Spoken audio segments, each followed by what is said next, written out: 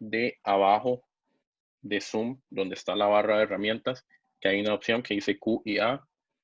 Ahí ustedes ingresan y ustedes a lo largo del foro, ya puede ser al final o conforme vayan escuchando a las lideresas, pueden ir formulando sus preguntas.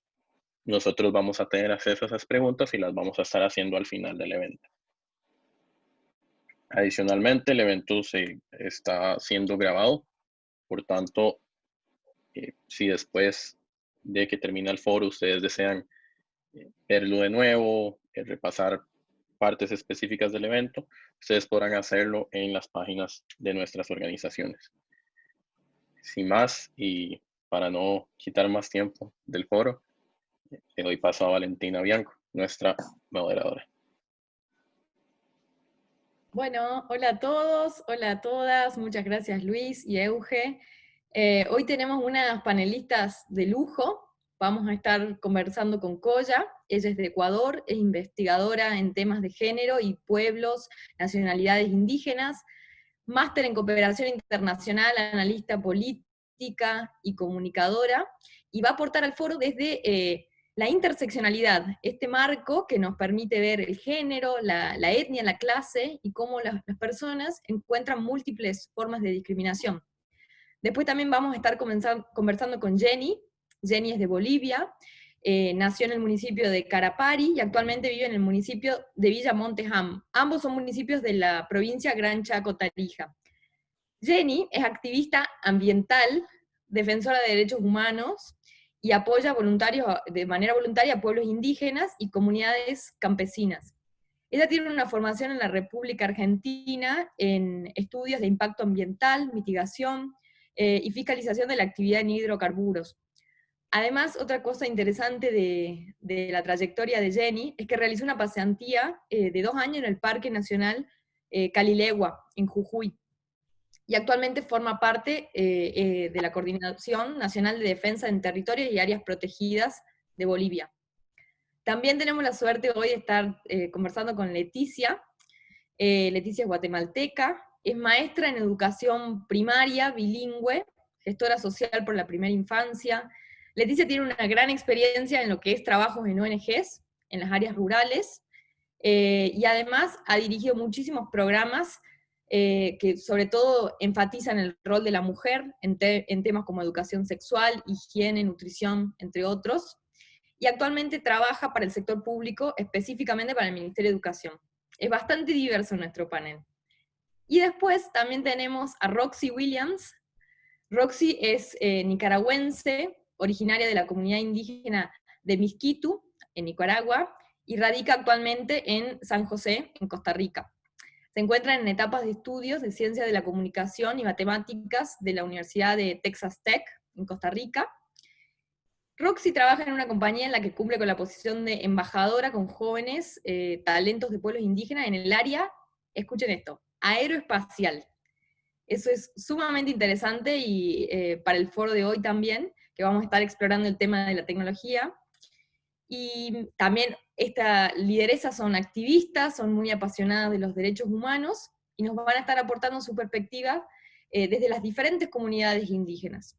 Entonces, sin quitarles más tiempo, para que nos empiecen a contar, vamos a empezar con una de las primeras preguntas que habíamos planteado para ustedes. Ya sabemos todos que estamos en un tiempo de pandemia, un tiempo bastante disruptivo, ¿no?, para la vida social, un tiempo que puso al descubierto todas las desigualdades, amplificó, ¿no?, estas desigualdades, y bueno, es un tiempo también que nos invita a repensar un cambio social. Entonces queremos escuchar de ustedes, principalmente, de qué manera ha impactado la cuarentena y el confinamiento en ustedes y en sus comunidades. Si quieren, vamos por un orden, le pasamos la palabra a Coya, después seguimos con Leticia, Roxy y Jenny. Entonces, bueno, recapitulando, empezamos con vos, Coya. ¿Cómo ha impactado esta cuarentena en vos y en tus comunidades? Bueno, alichishi, alituta, imanaya tukuya mashikuna, yukaka koyami kishulikani, yukaka kitomanta o tabalomanta sulemanta. Pashmikani. Me he permitido empezar mi intervención saludando a las comunidades indígenas de aquí del Ecuador en Quichua. Mi nombre es Koya Shubuli, soy de aquí del Ecuador, de la nacionalidad quichua, de las comunidades de Monserrate y Zuleta y Imbabura. Para mí, creo que esta pandemia nos ha dejado realmente, ha mostrado las vulnerabilidades más fuertes que hay en un sistema y justamente, si quiere decir, ha expuesto a las comunidades y a las poblaciones, en este caso indígenas, a múltiples factores y problemas estructurales y problemas políticos y problemas de salud y problemas en todas las dimensiones. Nosotros aquí dentro de las comunidades indígenas no solamente hemos tenido que enfrentar la pandemia del COVID, sino que aparte hemos tenido que enfrentar inundaciones los últimos 5 o 6 meses, hemos tenido que enfrentar el dengue en muchas de las comunidades indígenas, hemos tenido que enfrentar, y una de las cosas más graves ha sido justamente el derrame petrolero el 7 de abril, que afectó a 105 comunidades indígenas. Estamos hablando justamente de una afectación indirecta de 120.000 personas, directa de 35.000 y de 27.000 personas indígenas que han sido gravemente afectadas por el derramamiento de petróleo, que no es una cosa nueva y que justamente quizás hablándolo así a breve modo lo vemos como cantidades, yo les digo 120.000, 35.000, 27.000, pero también creo que desnuda un montón de problemas que nos están pasando dentro de las comunidades. Justamente estas familias, estas 105 comunidades viven a las riberas de los ríos. Sus medios de vida son de ahí, su forma de alimentación, su forma de cosmovisión, su vivienda, todo ha sido afectado. Así que estamos hablando que esta pandemia nos ha afectado de una forma muy fuerte en múltiples cosas. Y bueno, a modo personal, yo también considero que ha sido un momento muy reflexivo, pero también un momento muy, muy fuerte, ¿no? Muy fuerte para todas las lideresas que estamos hoy enfrentando estos momentos difíciles junto a la comunidad. Muchas gracias, Koya. Queremos hacer la misma pregunta a Leticia. ¿Cómo ha impactado la cuarentena? Una buena tarde para todos. Es el saludo Maya Cachiquel. Pues antes que todo, quiero agradecer este espacio que nos brindan, sobre todo el espacio al pueblo de Guatemala. Bien, pues realmente el efecto en Guatemala es devastador, sobre todo para aquellas poblaciones que viven en áreas rurales retiradas. Guatemala cuenta con algunas aldeas que viven en sectores muy retirados, donde no hay acceso, no hay transporte. Sumado a ello, el efecto emocional que está impactando tanto sin distinción de edad y género, el encierro, el efecto que estamos teniendo por el hecho de no poder salir. También la falta de acceso a los servicios básicos, uno de ellos el agua potable, como lo mencioné anteriormente. Existen comunidades rurales en donde las familias deben recorrer largas distancias para poder abastecerse de este vital líquido. Con esta pandemia nos piden o hacen mucho énfasis en la higiene y el lavado de manos, lo cual nos preguntamos entonces cómo lo harán estas familias que tienen que recorrer largas distancias para abastecerse de este vital líquido.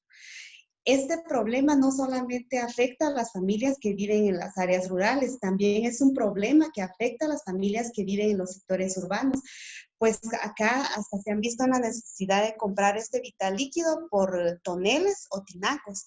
El costo asciende de 200 a 250 quetzales, un tinaco. Y imaginemos, según la cantidad de la familia, qué cantidad de agua necesitarán para poder abastecerse. También la falta de acceso a los servicios de salud, sobre todo atención primaria, pues toda la atención o la poca cobertura del Ministerio de Salud se encuentra enfocada en la COVID-19. Entonces, concluyendo, los efectos son varios. Entre ellos, pues tenemos que afecta a la salud mental. La falta de acceso a los servicios de salud sexual y reproductiva. Un aumento desconsiderado de la violencia, limitación al acceso de actividades económicas, el acceso a alimentos y los servicios básicos, entre otros. Esto es como un pequeño resumen, porque para hablar del efecto, pues el tiempo no sería suficiente. Gracias, Leticia, por lo que compartís. En realidad todas nos hacen entender la complejidad, ¿no?, de la pandemia. Y bueno, ahora moviéndonos a la comunidad de Miskitu, le damos la palabra a Roxy, a ver si nos puede informar un poco de lo que está sucediendo ahí. Naxa en Winamba. Naxa significa hola en mi idioma nativo Miskito y Winamba significa adelante. Y digo Winamba porque quisiera que todos nos unamos como una sola comunidad, como un solo pueblo, a decir que vamos a salir adelante de esta situación en la que estamos pasando o de la pandemia. En mi comunidad la cuarentena ha impactado de gran manera. Sin embargo, el gobierno eso no lo menciona y no lo muestra en datos. Muchas familias han muerto, hay personas que están en los hospitales graves, y déjenme decirle que si la ciudad capital, Managua, se está colapsando los hospitales, imaginen cómo estarán los hospitales de mi comunidad. Están colapsando mucho más que lo que está en la capital. Hay muchas personas afectadas, aunque el gobierno no lo dice. Como yo tengo familiares en mi comunidad, mis contactos, amistades, me muestran videos y me dicen todo lo que está sucediendo, sin embargo el gobierno no lo dice. Además de eso, nosotros sabemos que la cuarentena ha afectado de diferentes formas. Sabemos hay personas que solo nos estamos quedando en casa, sin embargo la cuarentena también está dirigiendo a que haya también más abuso doméstico. Y en la comunidad indígena Miskita eso es uno de los porcentajes más altos que se lleva a cabo, con referente a niñas entre las edades de 15 a 19 años.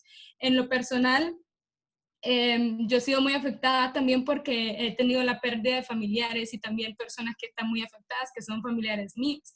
Entonces, ha sido una situación difícil, además de que el gobierno de Nicaragua no está dando como las herramientas a la staff de médicos para que puedan ayudar a los que están enfermos. Y si ellos tampoco tienen las herramientas para poder proteger a los que lo necesitan, ellos también están en riesgo, lo cual es algo muy importante. Y quisiera traer a eso también, es una situación muy difícil. Y la comunidad indígena Miskita o Miskitu siempre ha sido marginado desde hace mucho tiempo. Y es una lucha más que estamos enfrentando, el coronavirus, el COVID-19, además de todas las luchas que tenemos. Muchas gracias, Roxy, por compartir. Y vamos a movernos un poco a Bolivia. ¿Cómo está la situación por ahí, Jenny? Bueno, buenas noches. Agradecer primeramente por la invitación a los organizadores, y es un gran honor poder estar compartiendo este momento con otras grandes lideresas, estas jóvenes. Bueno, soy activista ambiental, he iniciado mi carrera del activismo desde muy pequeña, desde muy joven, ya a mis 15, 16 años, 17 años ya iba incursionando en las organizaciones de mi comunidad, de mi región. Bueno, la manera que ha impactado el COVID, esta pandemia en mi comunidad, ha sido una más de las que siempre hemos tenido, ¿no? El caso del extractivismo. Si bien en Bolivia hay decretos de que por la cuarentena se debe paralizar toda actividad, tanto privado o público, pero sin embargo el tema del extractivismo, el caso minería, el caso hidrocarburo, continúan normalmente, ¿no? Y si hablamos dónde se ubican estos proyectos extractivos, se ubican en los territorios, ¿no? En las comunidades. Si hablo en mi región nomás estamos hablando de más de 20 pozos petroleros, ¿no? Entonces, hay mucho miedo, siempre hemos venido denunciando desde que ha empezado esto, de que las empresas no han cumplido las normas que ha sacado el gobierno boliviano, ¿no? Lamentablemente vienen los trabajadores que son de diferentes partes del país y vienen e ingresan a sus trabajos y ahí están las comunidades, están las personas de tantos guaraníes, campesinos, alrededor de estos campos petroleros y y el riesgo realmente es muy grande, ¿no? Que causan o pueden causar estos proyectos. Ya hace una semana hemos tenido casos positivos de COVID en algunas comunidades guaraní, y esto a causa de algunas personas, trabajadores de las empresas que han llegado a su trabajo y han contagiado, ¿no? Entonces, bueno, se está en eso y es preocupante la situación que pasa, y lamentablemente los pueblos indígenas, las comunidades campesinas han sido olvidados por el gobierno, ¿no? Y creo que no han dejado a un lado, más es la preocupación por su entorno, por las ciudades grandes, pero que hay de las comunidades que se encuentran alejadas y estas están siendo realmente, podemos decir, corriendo el riesgo de poder acabarnos, ¿no? Por estos proyectos grandes que existen en nuestros territorios. Gracias a todas. La verdad que están describiendo temas que generalmente no se conocen tanto o no tienen la posibilidad de salir en los medios, entonces la gente quizás no se entera. Sin duda que son crisis dentro de otras crisis preexistentes, como ustedes están aludiendo, ¿no? A factores estructurales, la falta de acceso al agua, extractivismo y muchos otros problemas conectados. La siguiente pregunta en realidad ahora tiene que ver, mencionaron un poco igual, con el rol del Estado, ¿no? En todo esto, que es súper importante para proteger a estos sectores. Entonces, lo que queríamos preguntarles es de qué formas han logrado sus estados, sus gobiernos, contrarrestar las implicancias de la pandemia en las comunidades originarias. ¿Ustedes creen que el Estado tomó las medidas adecuadas de protección o por el contrario fue una total negligencia? ¿Cuál es su visión? Empezamos, si quieren, de nuevo con el mismo orden. Perfecto.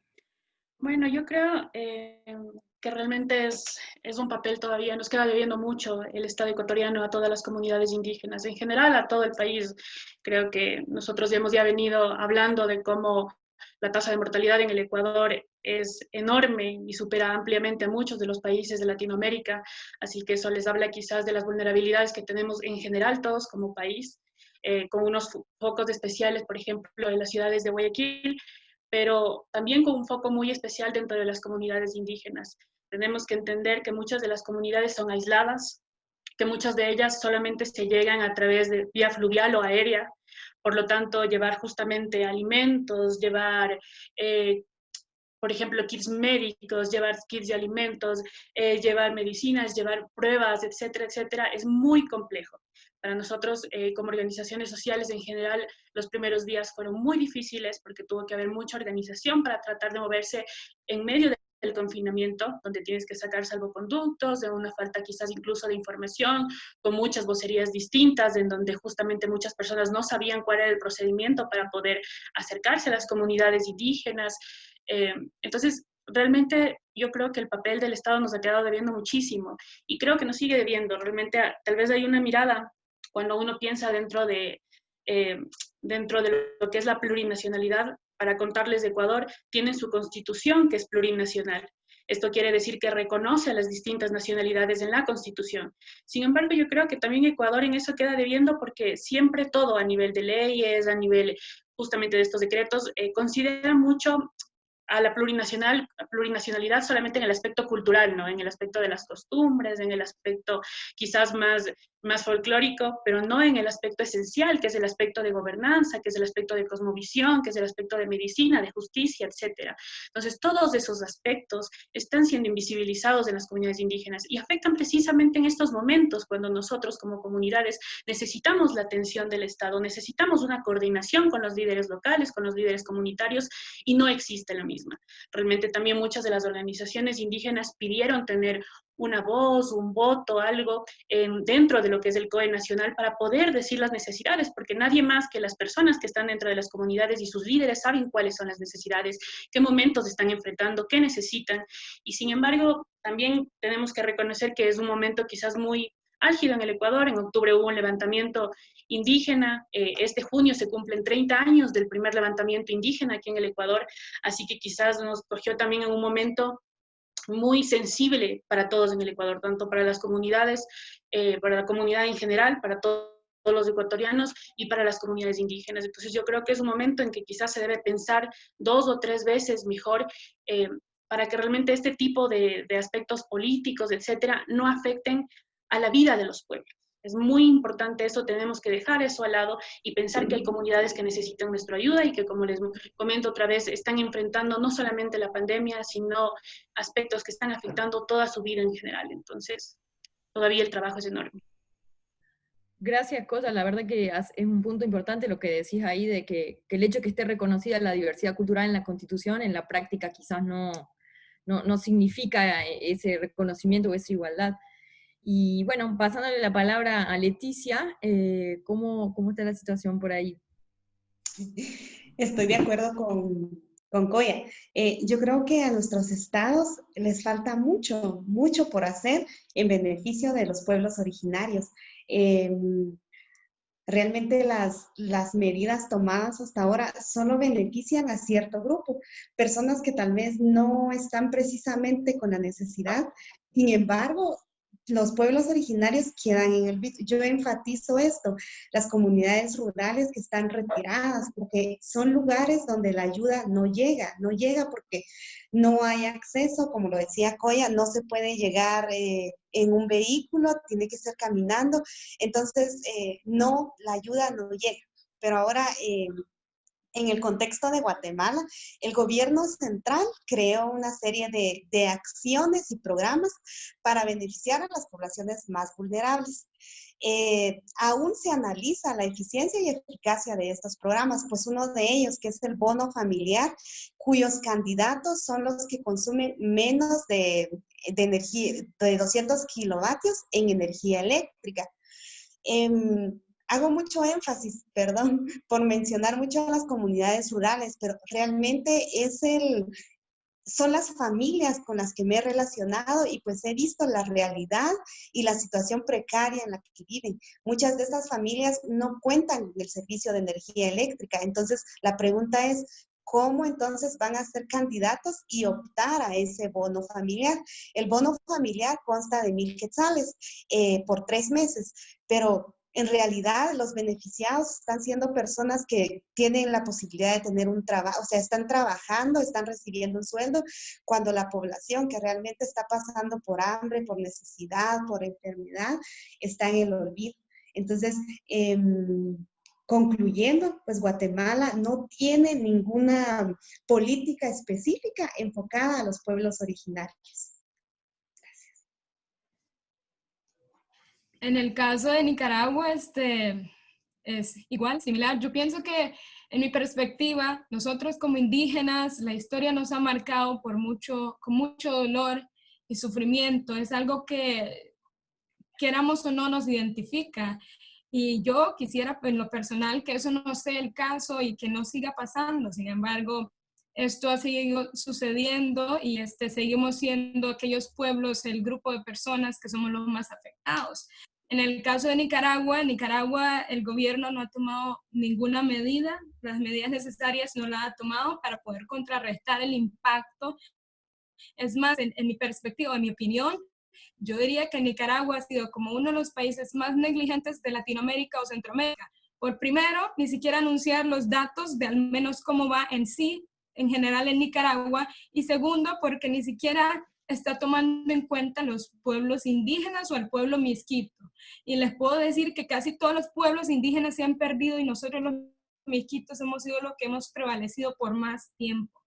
Y esto no es como la última lucha, diría yo. Desde la historia, siempre el gobierno actual de Nicaragua no ha apoyado de la mejor manera a la comunidad indígena, y más a la comunidad indígena misquita, lo cual es algo que no está bien, y por eso nosotros como nuevas generaciones estamos alzando la voz y hablando, porque si no hablamos, los que tenemos acceso a tecnología y podemos hablarlo, tenemos que hablarlo, porque si no lo hablamos, entonces no se va a saber.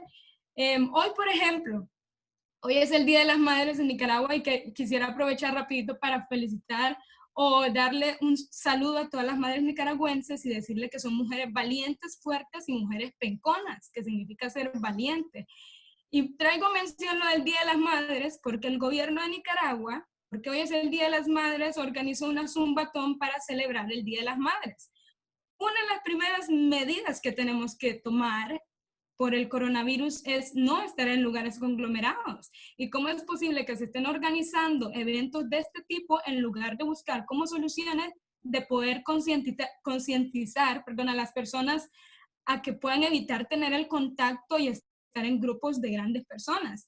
Ese es el primer punto. Segundo punto, como mencioné antes, los hospitales no tienen las herramientas necesarias. Mi comunidad, los hospitales no tienen las herramientas necesarias para combatir contra el virus. Si hay países muy grandes que están costándoles luchar contra el virus, ahora imagínense mi comunidad que está igual como han mencionado las chicas, que está lejos, no tiene el contacto, no tiene la ayuda, entonces es mucho más difícil.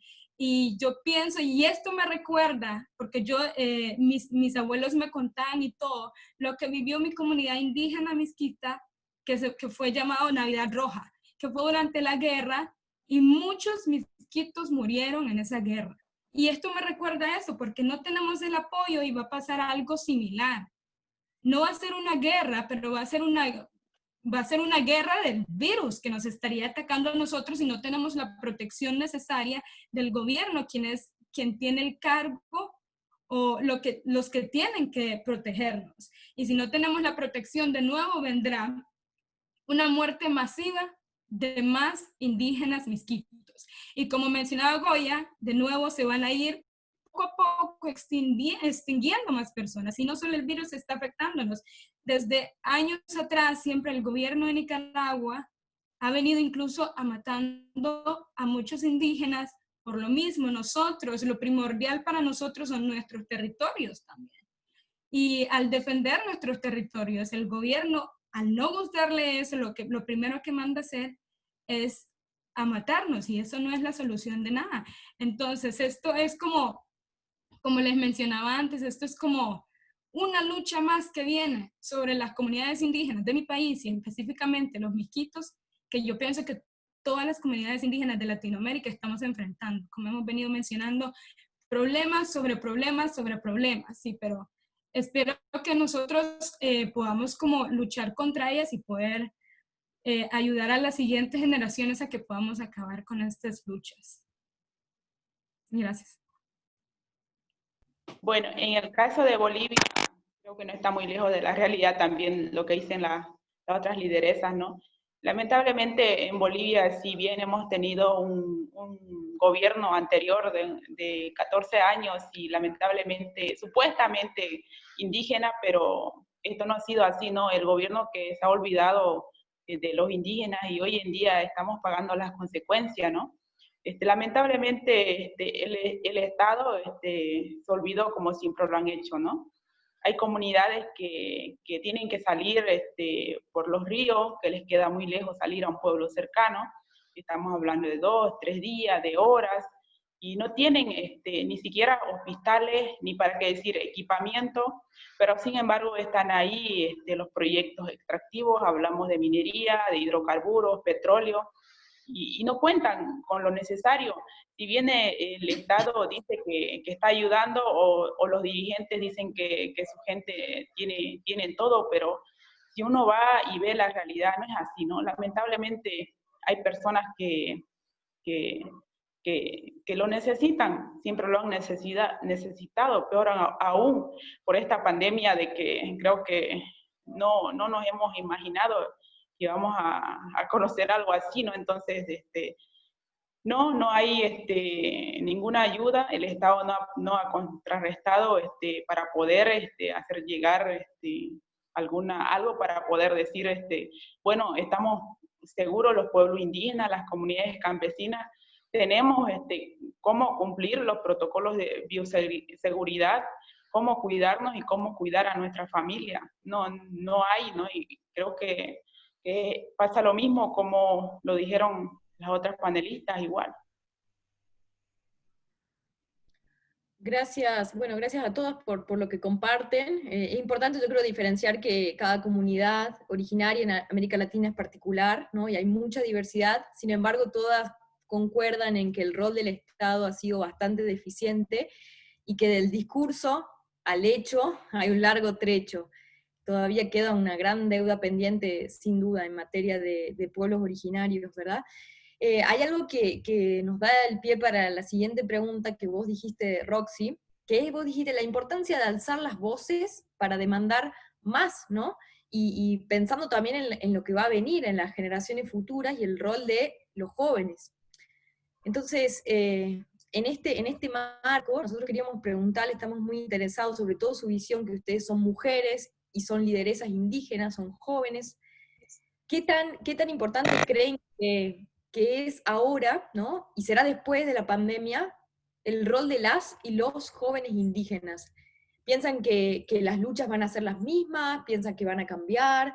¿Cómo ven ustedes la juventud indígena en el mundo post-pandemia?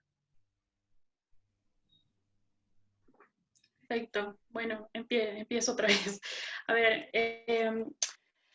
yo he venido trabajando más o menos 8 años junto a lideresas en los barrios y lideresas rurales en general. Hemos llevado programas de educación popular justamente para promover la participación política de mujeres líderes. Y dentro de esto yo creo que el camino todavía es inmenso. Nosotros siempre seguimos justamente haciendo estudios para ver cuál ha sido esa conquista de derechos en todos estos años de trabajo, y ha sido mínima, ha sido realmente mínima, tanto para justamente después tocaremos el tema de interseccionalidad, pero cada vez se juntan más y más discriminaciones que afectan el pleno goce de los derechos humanos. Estamos hablando de que si en sí ya las comunidades indígenas son invisibilizadas, cuando hablamos de liderazgo de mujeres indígenas es incluso peor el escenario, y peor si hablamos de lideresas indígenas, mujeres que sufren alguna discapacidad o que tienen una diferente orientación sexual.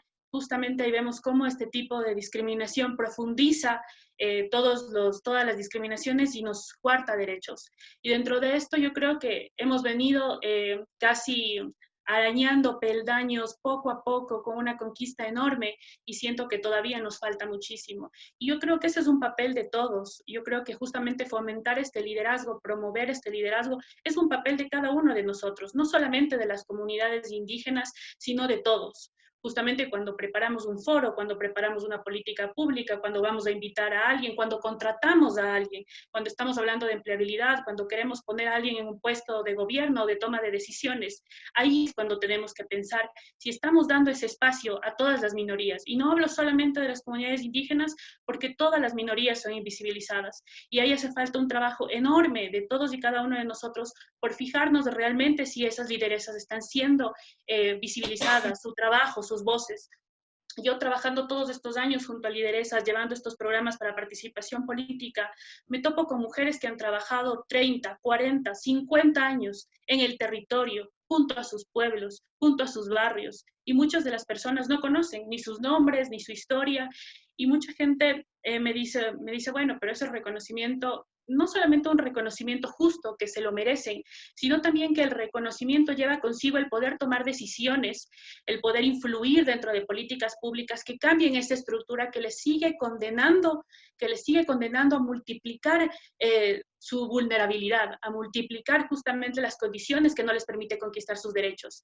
Así que yo creo que todas las comunidades indígenas, las comunidades no indígenas, cada uno de nosotros, desde el puesto en donde estemos, tenemos un papel enorme por hacer que todas las voces sean escuchadas. Bien, muy acertado tu comentario, Coya. Pues personalmente ahora, yo pienso que en esta época hemos visto cómo la población se ha ido solidarizando.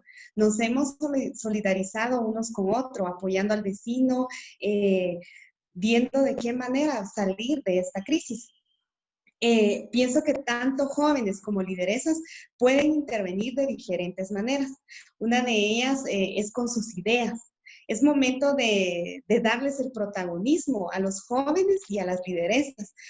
El protagonismo y creando espacios para escucharlos y así entender cuáles son sus necesidades. Muchas veces escuchamos a los gobiernos decir es que los jóvenes no se involucran, pero ¿cómo nos vamos a involucrar si los espacios no son creados? Entonces es importante que se nos den esos espacios y escuchar nuestras necesidades. Es importante el involucramiento en la creación de programas. Yo creo que si escuchamos opiniones, podemos crear programas que sean más efectivos y que lleguen a la población que lo necesita más. Aparte de eso, es indispensable tomar en cuenta los aportes de la población, en especial para la recuperación emocional, que como bien sabemos, ante esta crisis es una de las áreas en las que necesitamos bastante apoyo.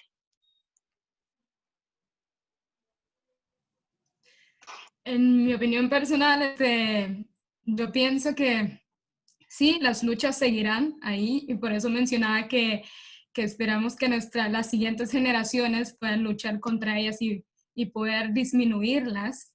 Por otro lado, también considero que para que haya un cambio necesitamos que los líderes que están para poder dar la oportunidad de hacerse ese cambio tiene que ser diverso. Yo siempre menciono que para hacerse una tecnología o desarrollarse una tecnología, un software, el equipo al menos tiene que ser diverso para que se tome en cuenta todos los aspectos necesarios. Por lo tanto, si en un gobierno todos los líderes, no todos son diversos, tal vez no hay alguien de una comunidad indígena, entonces las otras personas no van a saber cada una de las situaciones o las problemáticas que nosotras conocemos que pasamos, entonces no se tomarán en cuenta. Sin embargo, si hay involucramiento de todas las partes, que si hay una involucración diversa, entonces hay más chances de considerar todos los aspectos, todos los problemas, las problemáticas, buscar soluciones y así hacer algo inclusivo, incluir a todas las comunidades, tratar de ser lo más inclusivo posible para no excluir a nadie. Pero como sabemos, no hay diversidad y eso provoca que no estemos incluidas ni siquiera nosotras como indígenas, porque no se nos está incluyendo, porque no se nos está escuchando las voces. Nosotros levantamos la mano, decimos, hablamos, pero aún así dicen que no hay participación de comunidades indígenas. Claro que sí hay. Estamos aquí nosotras hablando. Y lo bueno que nosotras estamos hablando aquí es que vamos a poder inspirar a las nuevas generaciones a poder decir, si estas chicas están hablando de mi comunidad por las problemáticas que pasamos nosotras, entonces yo también lo tengo que hacer. Ellas no están solas, yo también soy de esa comunidad. Y las chicas pueden decir, yo también quiero educación. Yo no quiero quedarme aquí, nada más en mi comunidad. Quiero educarme, quiero saber mis derechos. Yo quiero hacer que mis derechos valgan. No quiero que no me dejen valer mis derechos. Lo que más queremos nosotros es que escuchen, que nos escuchen, que hagan que nuestros derechos valgan. Y yo por eso, es más, estoy súper agradecida incluso con Costa Rica porque ha hecho que uno de mis derechos más valiosos sea válido, que es el derecho a la vida. Yo tuve que venirme de mi país por lo mismo, por el peligro, por las políticas, la situación política actual que no está bien. Y por eso tuve que salirme de mi país. Sin embargo, como he dicho, nosotros unificándonos, uniéndonos, alzando las voces, porque no solo somos una, no solo somos nosotras, somos toda Latinoamérica y ahora nosotras, las indígenas, nos estamos educando y sabemos qué es tecnología, sabemos cuáles son nuestros derechos, sabemos cuáles son los derechos de nuestros territorios y sabemos exactamente por todo lo que hemos tenido que pasar. Habemos muchos de nosotras que caminamos kilómetros para poder al menos tener una educación preescolar, otros que tienen que atravesar todo un río, al menos en Nicaragua, por ejemplo, hay niños que tienen que pasarse todo el río escondido solo para ir a estudiar, aprender en mi comunidad para poder aprender español, aprenderlo bien y poder educarse.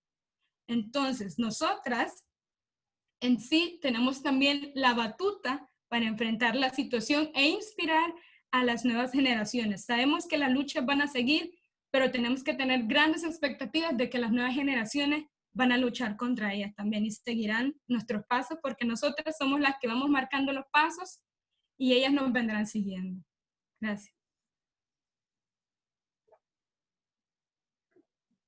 Bueno, creo Creo que ahora en este tiempo es fundamental, en esta época de la pandemia, ¿no? Como jóvenes y lideresa de nuestros territorios, demostrar que los jóvenes también podemos llevar adelante nuestras organizaciones a nuestras bases y hacer conocer las problemáticas que pasan en nuestros territorios.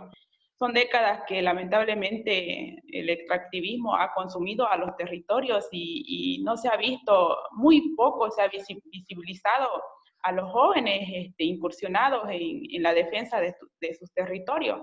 Y ahora creo que para mí, desde lo personal, es importante de que están reconociendo mucha la sociedad civil el valor de los territorios, porque es ahí donde producimos y alimentamos a las ciudades, pues, ¿no?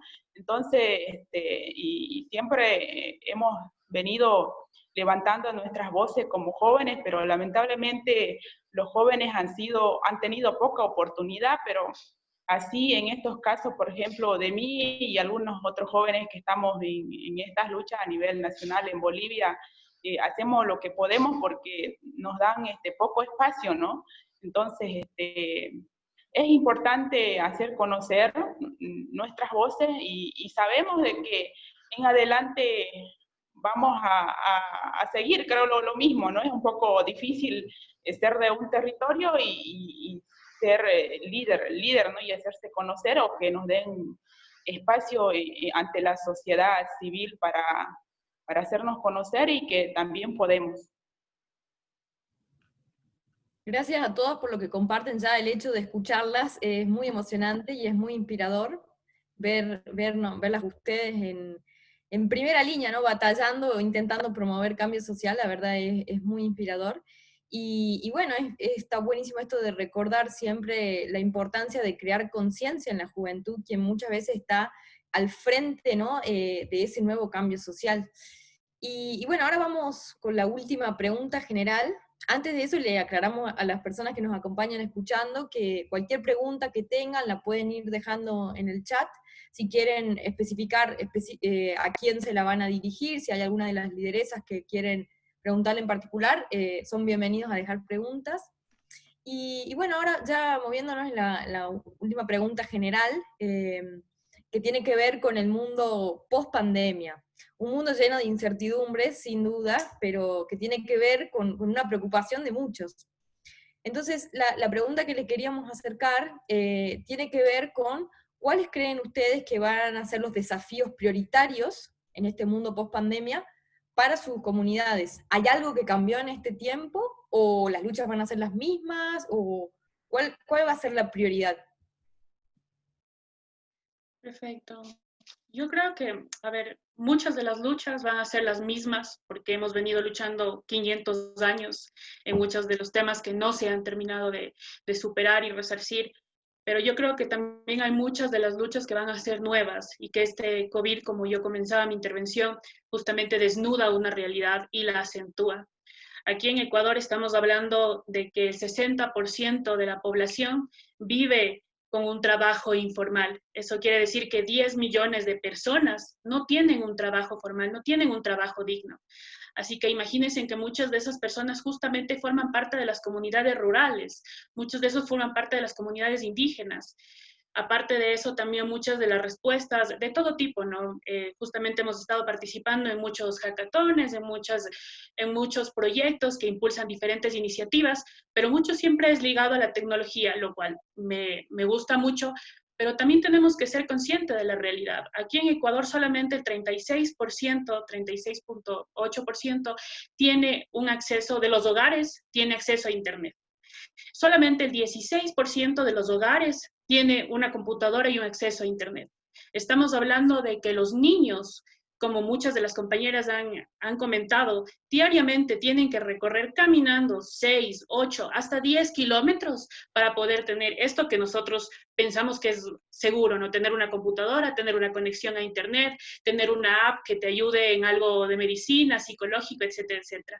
Entonces quizás también estamos invisibilizando a las personas que no tienen todo esto, a las personas de los territorios, a las personas que necesitan que pensemos más allá de nuestro privilegio, porque quédate en casa es un privilegio de clase. Y no estamos pensando en la realidad de todas las personas que sufren distintas realidades. Entonces, frente a eso, creo que el trabajo todavía, como lo hemos venido hablando, es enorme. Y considero también que las luchas tienen que hacerse también desde los territorios. ¿A qué me refiero con esto?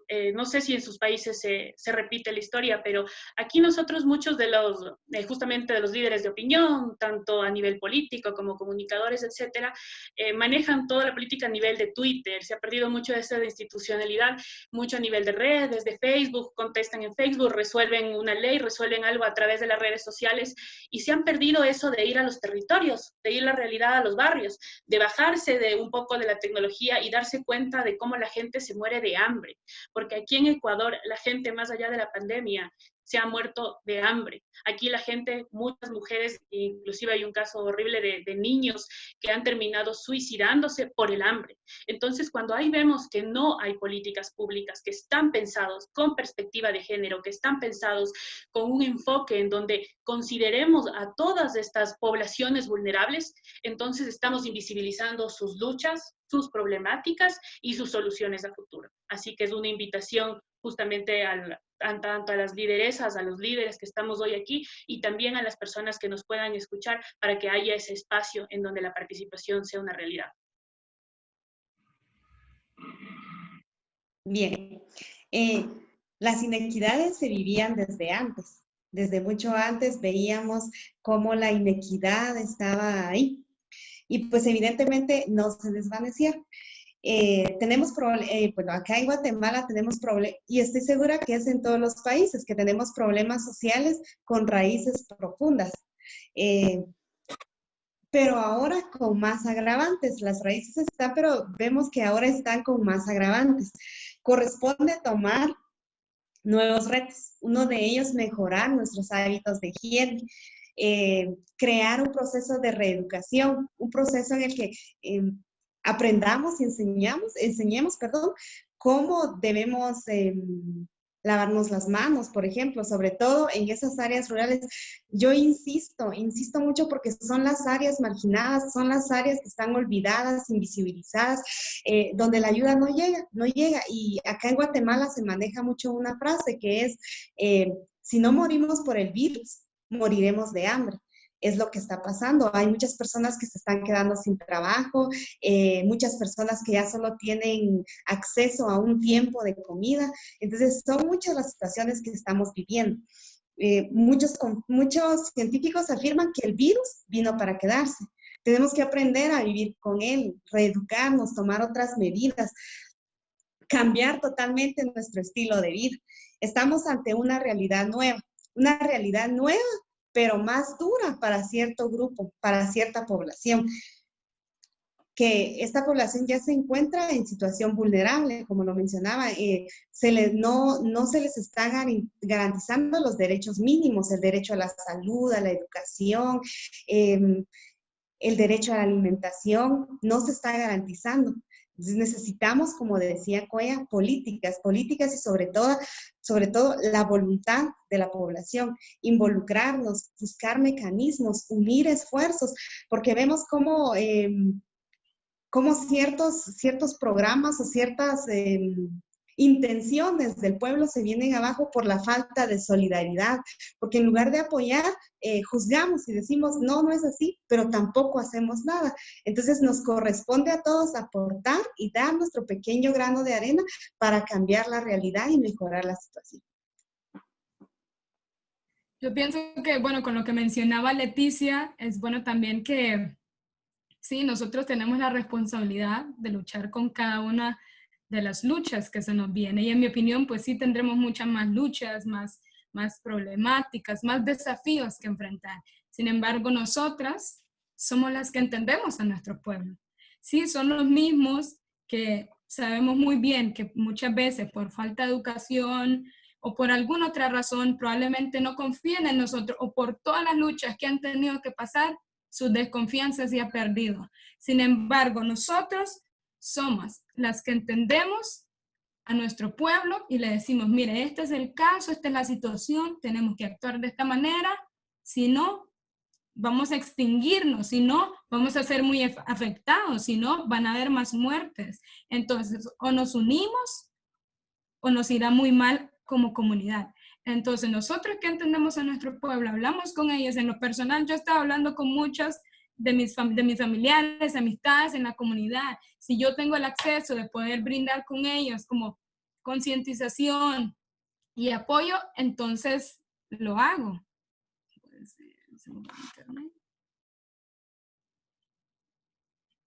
No. ¿Me escuchan? Sí, Ok, Roxy, perdón. te escuchamos.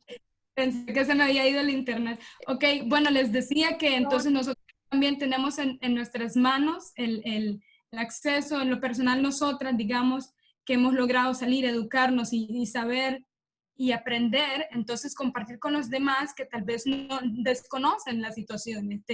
Hemos pasado por mucho y es momento de que nos unamos, y al venir más desafíos es momento de que nos unamos y luchamos contra ellas juntas.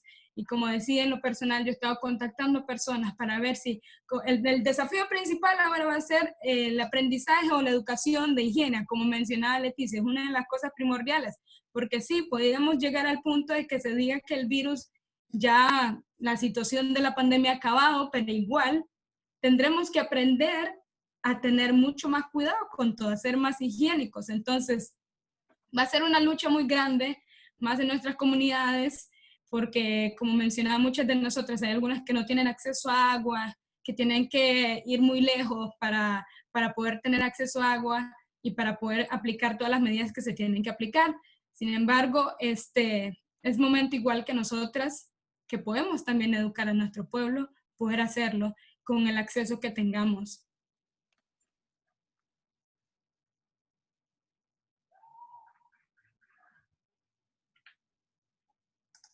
Bueno, me toca. Bien, creo que después de esto es un gran desafío y un gran reto que se viene para nosotros como defensoras y lideresas, ¿no?, de nuestros territorios. Hablamos el tema de, si bien el tema económico es muy preocupante, peor en un país como Bolivia, por ejemplo, que nunca ha tenido una economía estable, ¿no? Y desde ya están pensando seguir explotando nuestros territorios. ¿Y eso qué significa?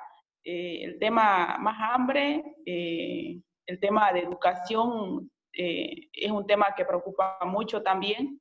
Lamentablemente en las áreas rurales, en las comunidades, en los territorios, no hay acceso a internet, no tienen un teléfono las comunidades. Es un gran desafío que se viene. El tema, lo que mencionaban por ahí también, el tema de, si bien tenemos que tener un poco más cuidado ahora en adelante, el tema de higiene, pero ¿qué pasa? Por ahí dicen el tema, que ahora está sonado el tema de lavarse las manos y con agua y jabón, pero sin embargo hay comunidades que no tienen agua, ¿no? Una gota de agua para ellos vale oro. Entonces, y lamentablemente las políticas de los gobiernos no están basadas en los territorios, en las comunidades. Pero sí se acuerdan, sí llegan cuando necesitan un voto, ¿no?, para sentarse en la silla del poder. Ahí pueden llegar, ahí pueden ver las necesidades que tenemos las comunidades, pero ya cuando la realidad es más allá, se olvidan, en el caso de lo que está pasando ahora. Entonces, lo que se necesita urgente, y tenemos que exigir continuo y sumar a más jóvenes, a más personas, a la sociedad civil, exigir políticas basadas en los pueblos indígenas, en las comunidades campesinas. Eso es lo que se necesita, eso hay que trabajarlo mucho, es un gran reto. Y en cuanto a la lucha va a ser tal vez el doble de lo que hemos tenido, porque no vamos a enfrentar a este monstruo capitalista que lamentablemente nos está corrompiendo la vida que teníamos, yo creo que con los años no vamos a tener una vida digna, ¿no?, en las comunidades, porque muchas comunidades, por ejemplo, ahora no lo tienen, están tomando agua con petróleo, no pueden tener, no pueden tranquilamente.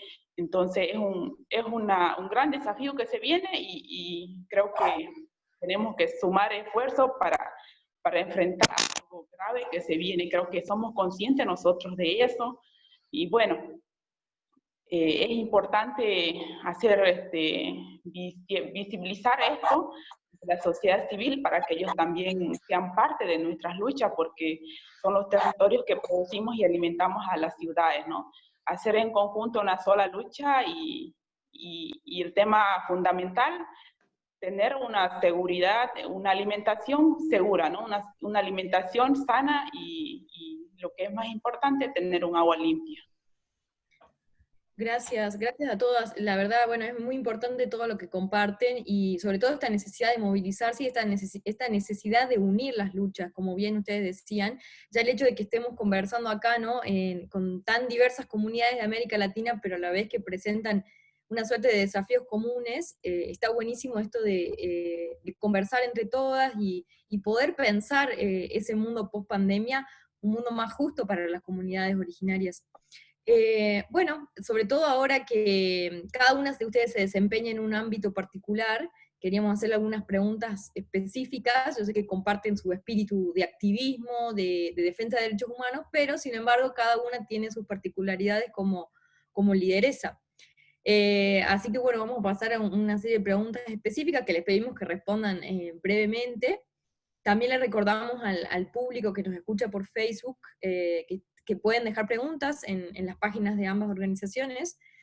Y bueno, vamos a empezar preguntándole a Colla, específicamente por este concepto tan importante de la interseccionalidad. Colla, ¿cómo es esto que la interseccionalidad y las discriminaciones se agravan con la pandemia? ¿Cómo ves esto vos? Pues creo que es muy importante entender este concepto de discriminación múltiple, ¿no? Muchas veces pensamos que la discriminación solamente es a causa de algo, de una cosa aislada, y muchas veces es la conjunción de muchas cosas distintas. Y son estas identidades de cada persona que a veces la colocan en distintas poblaciones vulnerables. A veces, por ejemplo, estamos hablando de una mujer que a la vez es una mujer indígena, que a la vez tiene una diversa orientación sexual, que a veces también tiene una clase social baja. Entonces, todo este tipo de cosas, a veces incluso estamos hablando de personas con discapacidad y muchas otras cosas, ¿no? Les estoy nombrando quizás las más nombradas, pero hablamos de muchos otros factores que lo que hacen es multiplican la vulnerabilidad. Lo que hacen es aumentan, profundizan y amplifican la discriminación. ¿Y qué pasa con esto? Que también nosotros no nos damos cuenta cómo afecta en diversas estancias. Justamente una de las personas que trabajó mucho este tema, que es Kimberly Crenshaw, en 1977, lo dividí en 3 zonas, ¿no? Desde lo que es la parte estructural, en donde habla justamente de las consecuencias que van a generar todo este tipo de discriminaciones y cómo cada una va a provocar que sea más difícil este acceso a los derechos.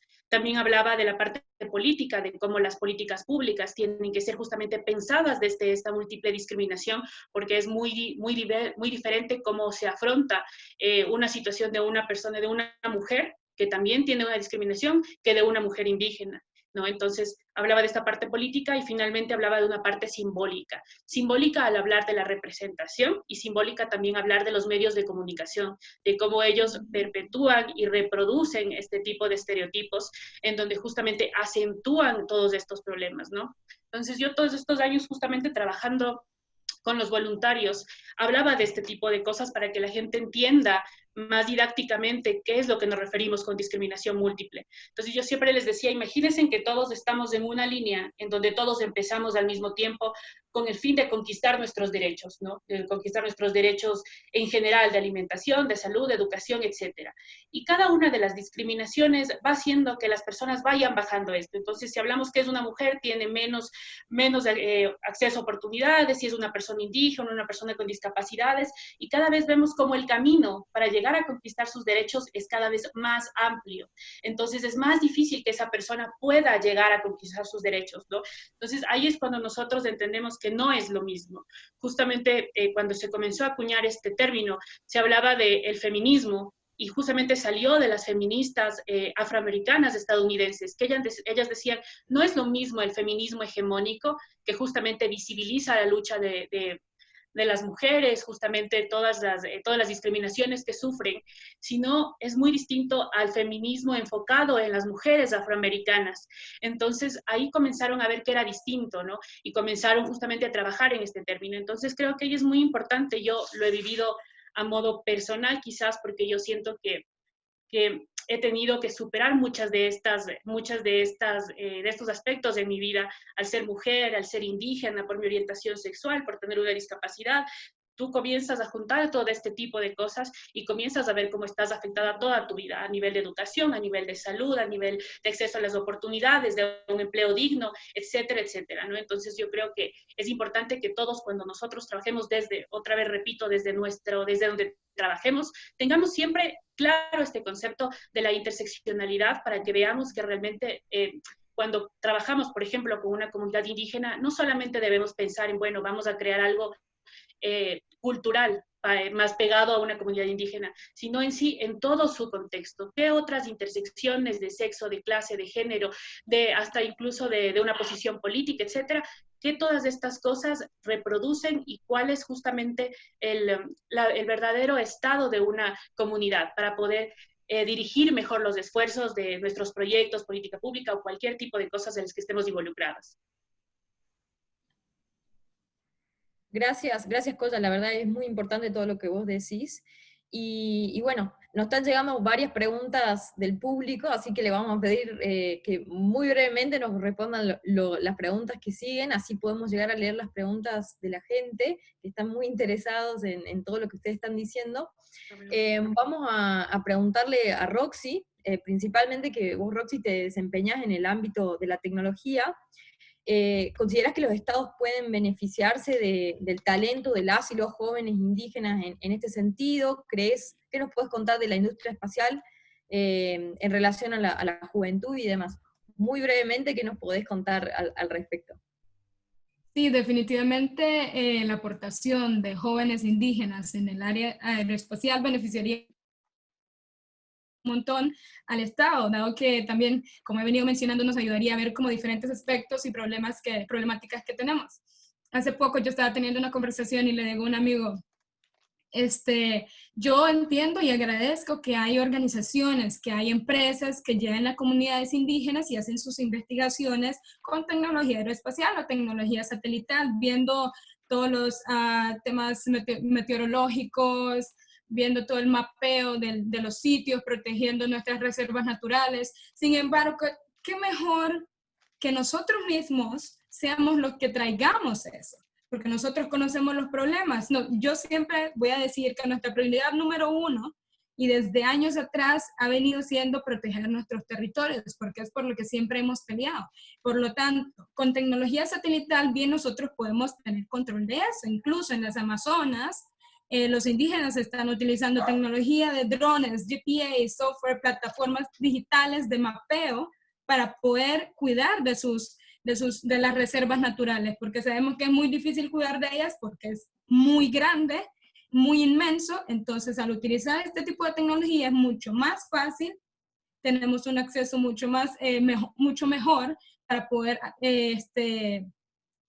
combatir contra estos problemas. Otro ejemplo del uso de la tecnología, claramente, y que sabemos que la tecnología aeroespacial no es la única que podría apoyarnos. Esta es una de las tantas tecnologías que nos puede apoyar. Otra de ellas podría ser realidad virtual. ¿Cómo podría realidad virtual ayudar a una comunidad indígena? Sabemos que muchas niñas, al menos en la comunidad indígena, en mi comunidad, Misquita, hay niñas que quedan embarazadas no por elección.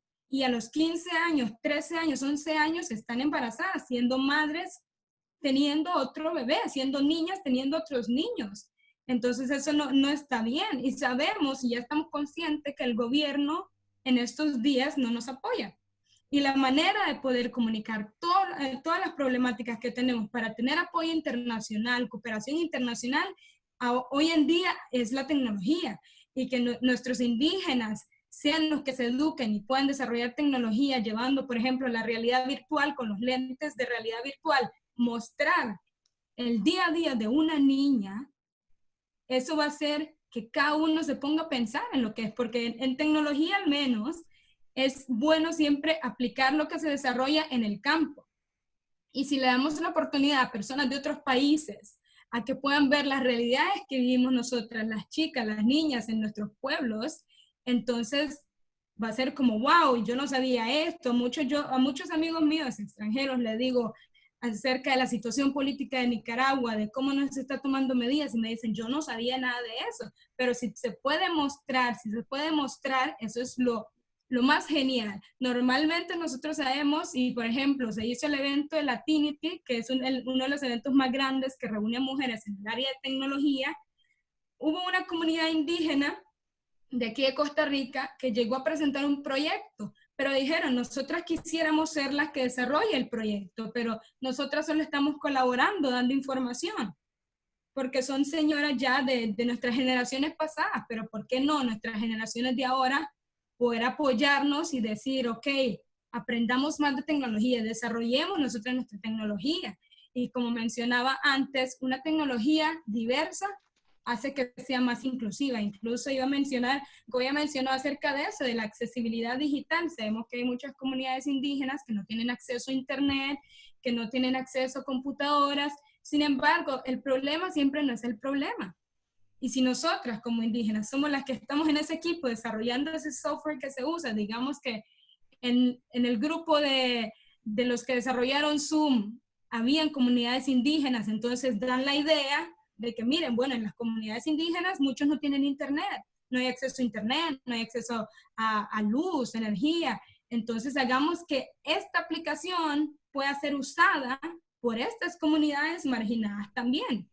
Entonces, al tener un grupo diverso hace que se tome todos los aspectos para solucionar estos problemas o ver todos los escenarios posibles y poder resolverlos. Sí estamos conscientes que casi la mitad de los pueblos indígenas en Latinoamérica no tienen acceso a internet.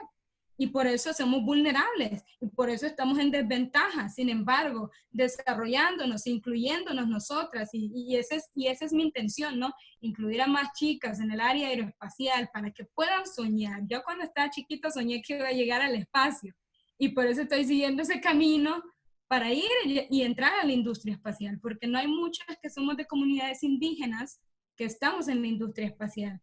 De esta manera podríamos cuidar, como mencioné, nuestros territorios, hacer varios mapeos. Entonces es muy importante también la inclusión de jóvenes indígenas en el área de tecnología. Gracias. Gracias, Roxy. Es súper interesante todo lo que contás, sobre todo para los que no estamos tan familiarizados con todas esas innovaciones tecnológicas. Moviéndonos, pasando la palabra a Leticia. Leticia, si nos podés contar, en base a tu experiencia, lo que vos viste, ¿cuáles fueron las estrategias que implementaron el Estado, en tu caso, para paliar esta situación de falta de acceso a la educación? ¿Cómo fue el impacto del confinamiento en el acceso a la educación? ¿Las y los jóvenes, los niños pueden ir a la escuela? ¿Cómo está siendo la situación en la educación puntualmente? Bien, gracias, Vale. En la segunda quincena de marzo fue que se detectó el primer caso de COVID en Guatemala. Inmediatamente el Ministerio de Educación suspendió todo tipo de actividades presenciales, desde el nivel preprimario hasta las universidades. Entonces, la necesidad era inmediata, reestructurar toda la manera en que se impartían las clases. Pasamos de clases presenciales, en donde los chicos recibían alimentación escolar, a clases virtuales en algunos casos, porque nuevamente enfatizo, y personalmente trabajo en áreas rurales en donde el acceso al Internet es limitado, son pocas las personas que tienen este acceso. Entonces, ante esta emergencia, el Ministerio de Educación implementó el programa de televisión Aprendo en Casa, pero es una iniciativa que personalmente aplaudo porque estamos buscando soluciones, pero es importante analizar si realmente el programa tiene impacto, si realmente va a garantizar el derecho a la educación, si va a llegar a toda la población, porque como lo dije en el principio, hay comunidades donde no se tiene el acceso a la energía eléctrica, menos a un televisor. Entonces, ¿cómo podemos garantizar que todos los niños están viendo este programa o escuchándolo? Porque también lo transmiten en una cadena radial. Pero esa fue una de las estrategias que implementó el Ministerio de Educación. Además de ello, crearon unas guías. No sé si la ven, es una guía. Son varias guías para diferentes grados. Acá está. Son guías para diferentes grados. Estas guías fueron creadas por el Ministerio de Educación en apoyo con UNICEF. UNICEF apoyó esta estrategia. Pero como maestra, analizando este documento, por ejemplo esta, que es de Cachiquel. Entonces, vamos también al hecho de que todo viene en idioma maya. Entonces, hablamos de un país con diversidad. Entonces, los niños que no dominan el idioma maya, ¿cómo van a entender entonces qué está allí? Entonces, es de analizar la eficiencia de estos programas. Ahora, personalmente, en mi comunidad que trabajo en la aldea Xetzac, una aldea de Tecpan, Guatemala, municipio de Chimaltenango, pues los compañeros hemos optado por diferentes medidas. Algunos, inclusive otros compañeros de otros establecimientos, han optado por ir de casa en casa para reforzar a los estudiantes que necesitan ese aprendizaje. Otros incluso han implementado en su casa un salón de clases y ahí reciben por turnos, en horarios, a los chicos que también necesitan reforzar. Entonces, todos estamos implementando diferentes estrategias. Personalmente, mi comunicación con los padres de familia es a través de WhatsApp y llamadas. Los llamo, les pregunto cómo van. Las hojas de trabajo las entregamos cuando hacemos la entrega de alimentos. Esta entrega de alimentos también es una estrategia del Ministerio de Educación. Es el fondo que se asigna a la alimentación escolar de los estudiantes, pero como ahora estamos en un periodo de pausa, no estamos en actividades, entonces damos el equivalente a las familias, una bolsa de víveres con un valor aproximado de 56 a 60 quetzales. Entonces, esto ayuda, apoya la economía familiar. Esas son las estrategias que se han implementado acá en Guatemala y personalmente, como ya les mencionaba, visitar a los estudiantes de casa en casa, llamadas telefónicas, mensajes por WhatsApp, cuando es posible, porque recordemos que hay familias de escasos recursos que no tienen ese acceso. La recarga más barata acá en Guatemala de Internet es de 5 quetzales. Si lo vemos de este lado, con esos 5 quetzales, un padre de familia podría comprar pan para su familia. Entonces, tenemos que ser empáticos, tolerantes y entender la situación. La educación va a ser diferente en cada contexto. No esperemos que la educación sea la misma en el área rural como en una ciudad desarrollada, donde la mayoría de casas tienen el acceso a Internet. Entonces, la educación va a ser diferente según el contexto en que nos desenvolvamos. Muchas gracias, Leticia.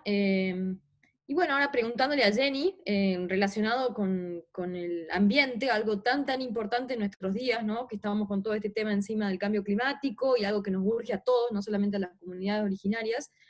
¿De qué manera, Jenny, crees que las y los jóvenes indígenas, en este caso, pueden generar acciones para contribuir justamente a la defensa del ambiente?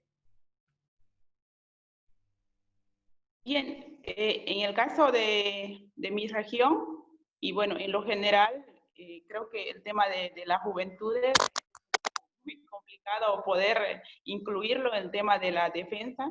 Uno por el tema de que la falta de espacios y otro el tema la falta del interés, podría decir.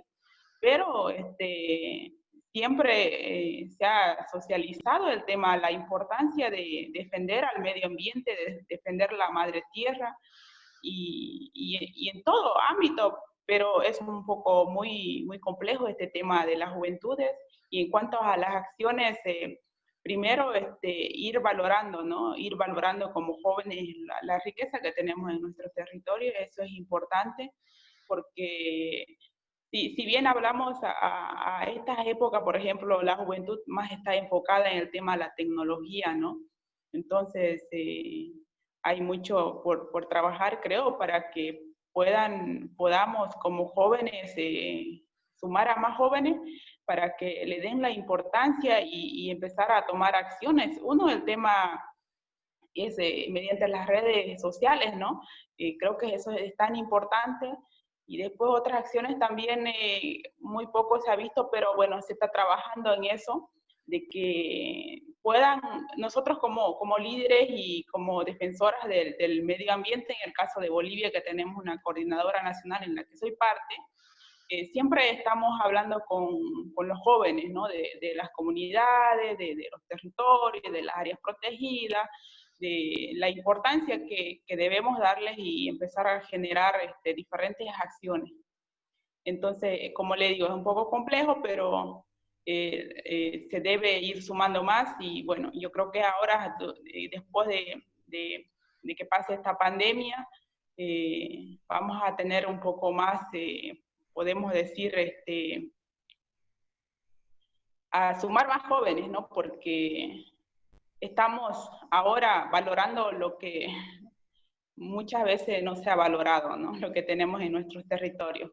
Entonces creo que estamos recién dando un paso tan importante para poder tomar acciones. Si bien se ha visto en otros países, ¿no? Que en cuanto al cambio climático, las diferentes luchas, diferentes manifestaciones, pero es un tema a debatir, un tema grande a debatir, porque el tema del cambio climático es muy importante que debemos tomarlo con seriedad. Mientras pasan los años, estamos sintiendo las temperaturas, el tema de la escasez de agua, entonces por ahí ir empezando y ir sumando a jóvenes, ¿no? de diferentes territorios como de otros países, y que ellos formen parte y que conozcan la riqueza que tenemos y bueno, y así también dejar la enseñanza para los que vienen, ¿no? Porque las luchas que siempre hemos hecho en lo personal ha sido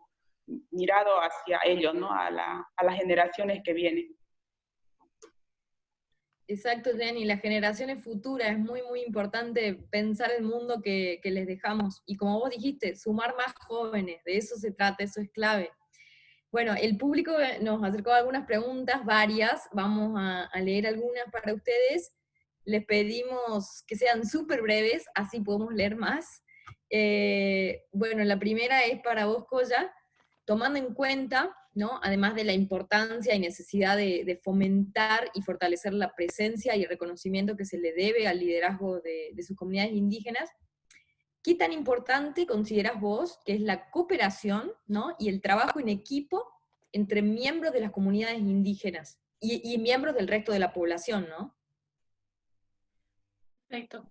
Bueno, yo lo considero fundamental. Considero que siempre, a ver, yo he hablado mucho de este tema. A veces también hay un discurso nocivo de folclorización con respecto a las comunidades indígenas. ¿Qué me refiero con esto? Que muchas veces hay muchas personas que lo pintan desde un lado quizás que no hay un mal ahí, que no hay personas, que no hay intereses ocultos de ciertas personas, etc. O sea, que no sufren los mismos males que sufren cualquier tipo de población en cualquier parte del mundo.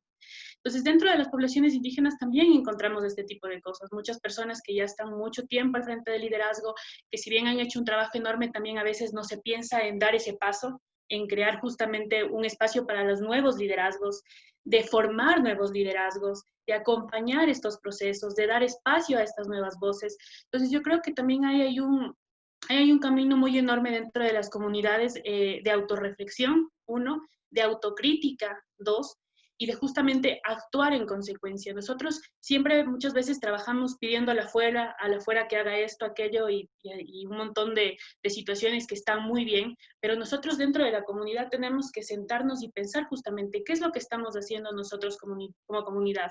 ¿Por qué precisamente no pensamos desde una cosmovisión distinta, en donde cada uno de nosotros forma parte de una comunidad y justamente forma parte de las decisiones de la misma? Entonces creo que ahí nos damos cuenta que a pesar de la sabiduría de los adultos, también hay sabiduría en los niños, también hay sabiduría en los jóvenes, y todos merecen un espacio para poder conquistar estos nuevos espacios que queremos de participación ya a nivel general. Entonces, la cooperación que debemos tener dentro de las comunidades es vital, abrirnos estos espacios entre nosotros para luego conquistar espacios más grandes. Totalmente. Gracias, Coya, por tu visión en eso. Y ahora vamos a preguntarle a Leticia, en muy pocos segundos, si nos podés contar sobre cuáles son los proyectos o ideas que pueden ayudar a las juventudes indígenas en el desarrollo educativo y en otras áreas importantes para enfrentar la realidad que están viviendo. Vale, perdón, ¿podrías repetirme nuevamente la pregunta? Sí, vamos de nuevo. Tiene que ver, esta pregunta tiene que ver con cuáles son los proyectos e ideas que pueden ayudar a las juventudes indígenas en el desarrollo educativo para enfrentar la realidad que están viviendo. Es decir, qué proyecciones son las necesarias para que haya una nueva generación indígena que tome participación en los asuntos públicos en defensa de los intereses de las minorías. ¿Cuál es el rol de la educación a futuro en empoderar esta juventud indígena? ¿Hacia dónde crees que va a ir la educación en ese sentido? Gracias, Vale. Bien, yo pienso que desde mi punto de vista, personalmente, yo creo en que primero tendríamos que implementar un programa riguroso de educación bilingüe. Si estamos hablando de áreas rurales en donde el idioma materno, por ejemplo, acá en Guatemala, el idioma materno es el cachiquel, el mame, el quechí, el quiché. Entonces, una estrategia sería eso, empoderar a los jóvenes, pero buscar que esa capacitación, esa formación llegue en dos idiomas, en un idioma materno y luego en el castellano. Esa podría ser una estrategia que yo personalmente considero que sería eficiente. No podemos llegar a una comunidad rural pretendiendo hacer cambios si no conocemos primero el entorno. La manera de ganarnos la confianza de las familias del área rural es estableciendo un diálogo en su propio idioma. Eso es importante, eso garantiza la confianza. Entonces, yo creo firmemente en que una de las estrategias sería eso, implementar un programa de formación para empoderar a la juventud indígena de áreas rurales en un idioma maya, para que la estrategia sea más eficaz y eficiente. Gracias, Leticia. Y sin duda el tema del idioma es fundamental cuando hablamos de comunidades originarias. Así que gracias por traer eso a colación porque es muy, muy importante. Y bueno, yo quisiera agregar algo rapidito, Valentina, perdón, a eso. Que la pregunta se hizo, yo ahorita soy, como vos mencionabas, punto nacional de contacto de la organización Space Generation Advisory Council. Es una organización a nivel global que promueve la participación de jóvenes profesionales y también estudiantes universitarios que se envuelvan en el área espacial. Y uno de los proyectos que estamos haciendo es llegar también a las comunidades indígenas, como la comunidad indígena Miskita, como la comunidad indígena Mayangna, Sumo, Rama, en toda Nicaragua si es posible, porque no solo las comunidades indígenas no están como tan inspirados a envolverse en esta área, sino Nicaragua en sí o los jóvenes nicaragüenses en sí. Entonces, uno de los proyectos que estamos haciendo, como Leticia mencionaba, y por eso yo estoy muy involucrada, es llevar a personas que sepan el idioma o nuestro dialecto de nuestras comunidades y también enseñarles más de diferentes temas, que prueben diferentes temas, que vean cómo funcionan diferentes temas. En mi caso, yo inicialmente quería estudiar política, y si no hubiese probado algo que hubiese tenido que ver con tecnología, no me hubiese apasionado la tecnología. Lo primero que recuerdo yo hice en el área de tecnología fue construir un cohete de combustible sólido.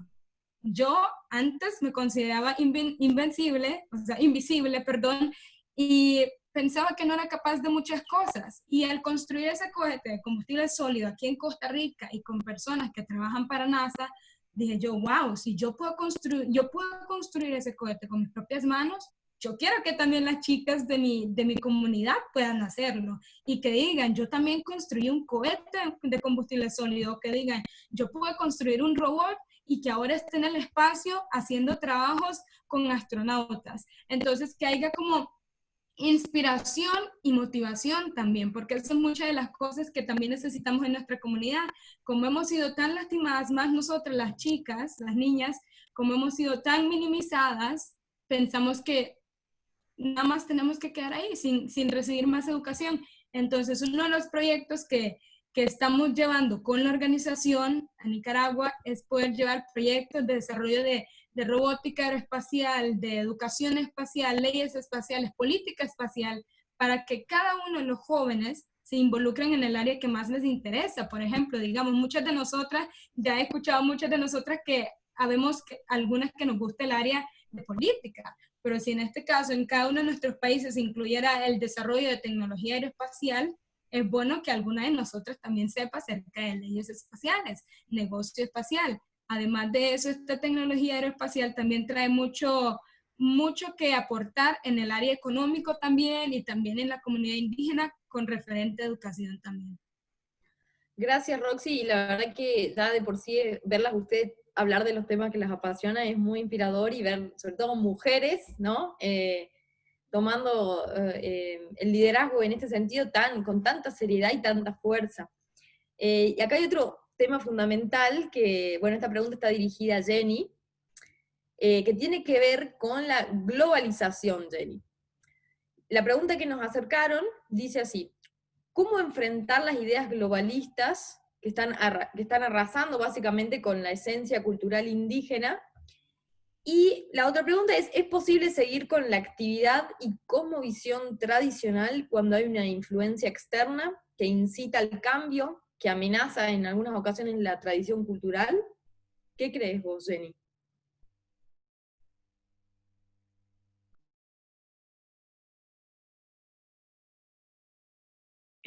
Bueno, es un poco larga la pregunta.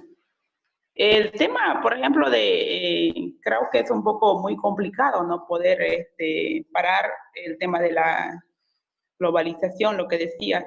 Sin embargo, las luchas creo que ha sido un poco para poder hacer conocernos qué es lo que está pasando en nuestros territorios. Porque sabemos de que si bien hacemos conocer, hacemos las denuncias, pero somos amenazados, somos procesados, encerrados, encarcelados. Es un poco muy complicado enfrentar a estos temas de que lamentablemente, como decía anteriormente, no hay políticas para poder que los pueblos indígenas, las áreas rurales puedan tomar determinaciones ante esas políticas que realmente preocupa a nosotros, pero debería ser en lo general, ¿no? Entonces, eso. Y no sé, algo más decías al último, no logré entenderla bien la pregunta, por favor. La última pregunta. Sí, no, te preguntaba cómo se puede preservar la identidad de los pueblos originarios o de tu comunidad en un mundo, ¿no?, donde uno está tan conectado con lo externo, que muchas veces la identidad indígena queda bastante invisibilizada, o en muchas ocasiones se ve amenazada, porque estas fuerzas de la globalización a veces justamente atacan la cultura. Exactamente eso es lo que hemos perdido, ¿no? Hemos venido perdiendo durante años y ahora, por ejemplo, se trata todavía de recuperar eso, de dónde venimos y de dónde provenimos. Por ejemplo, el tema del idioma nativo, por ejemplo, hablamos de ahora, de la juventud de ahora, no lleva, o sea, no habla el idioma nativo. ¿Y por qué? Porque no lo han enseñado, no lo han enseñado a sus padres. ¿Y por qué no lo han enseñado a sus padres?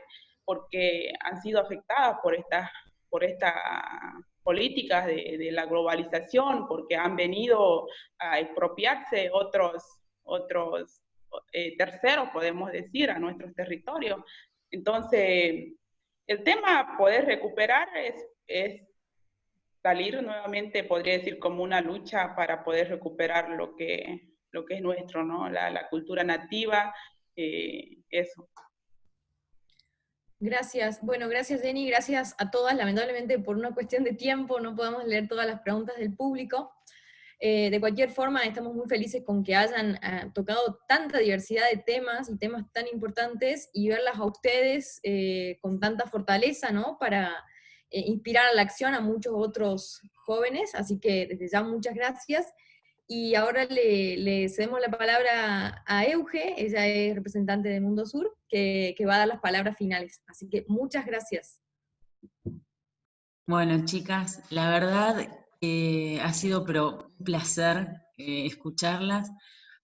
Como dijo Valen, varias veces es inspirador, porque, no sé, realmente escuchar a jóvenes lideresas peleando desde sus lugares, desde sus territorios, cada una con sus convicciones, defendiendo sus ideas, con tanta fuerza, con tanta entereza, realmente es eso, es muy inspirador.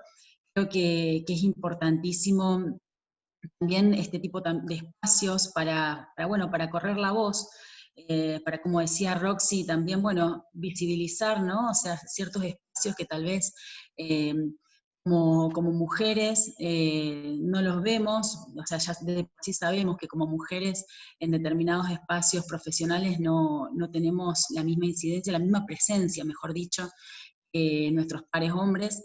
Entonces, me pareció súper interesante escucharlas. Es verdad que nos quedamos con un montón de preguntas y de ganas, y la verdad que en nuestro chat interno las escuchábamos hablar y era una cosa como, wow, son geniales, qué sé yo. Realmente fue un placer y les agradecemos muchísimo a las cuatro. Valen, también muchas gracias. Muchas gracias a todas y todos las personas que nos estuvieron acompañando.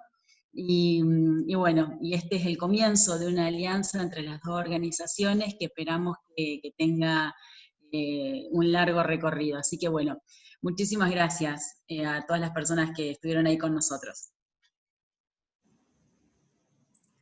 Bien, Eugenia, muchísimas gracias a ti también y a las dos organizaciones por todo el apoyo, porque más bien ustedes son organizaciones que están visibilizándonos a nosotros a través de estos eventos, haciendo que nuestras voces sean escuchadas y que cada una de nosotros podamos decir las problemáticas que están viviendo nuestras comunidades. Plataformas como estas son los que nos ayudan a hacer ver a otras personas que no tienen el acceso a la información, a decir, wow, esta es la situación que está enfrentando este país, o esta comunidad, perdón, esta es la situación que tienen que enfrentar estas chicas, estas mujeres han tenido que pasar por todo eso para poder llegar aquí a hablarnos de cada una de las cosas que han pasado. Entonces, más bien a ustedes muchísimas gracias por darnos esa oportunidad. Yo personalmente les agradezco un montón. Yo también quisiera un poco despedirme de las comunidades indígenas. Kunan Kayaki, Pachacunapi, Canchik, Maquipurarina, Canchik, Yanaparishu. Son momentos muy difíciles. Ojalá que logremos encontrar en ese apoyo comunitario una respuesta para todas nuestras necesidades y podamos conquistar nuestros derechos. Hasta Kashkaman y Yupaychani. Muchas gracias por esta oportunidad. Gracias, Eugenia, por esta oportunidad. Realmente comparto lo que dice Roxy. Hemos aprendido mucho. Es importante conocer de otro país, de otras culturas. Y conocer la problemática, porque no en todos los países los problemas son los mismos. Muchas gracias por tomarnos en cuenta. Gracias a todas las personas que se inscribieron y participaron en este evento. Gracias a ti también, Valentina. Excelente. Gracias. Feliz tarde. Bien, yo también quiero agradecer primeramente por la invitación a hacerme parte a participar con grandes lideresas. Y bueno, en Bolivia ahora integro una coordinadora nacional de defensa de los territorios y áreas protegidas de mi país.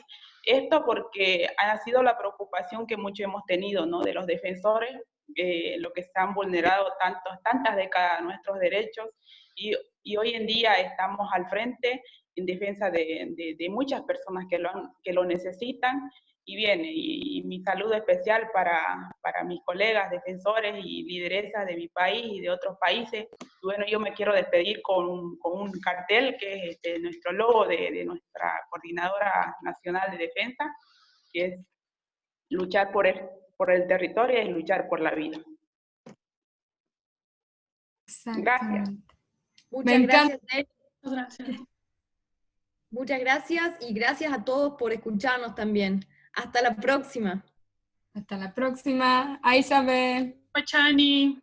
Gracias.